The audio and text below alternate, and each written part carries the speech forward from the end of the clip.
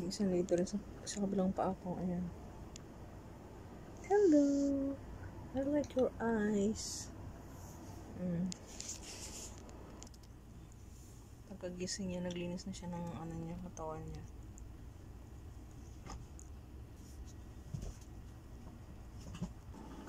Narinig ko yung isa sa taas. Bababa na yun. Alam kong bakit nandito sila sa kwarto. Nag-aantay sila ng hapunan nila. Saan yung isa?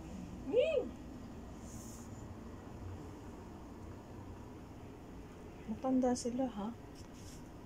Gising ka na. Hello. Go down. Go down. Jump. Jump. Come. Come here. Sige na. Tatalon siya. Okay, jump. 1. Ay, nagtago. Daan. Ayan.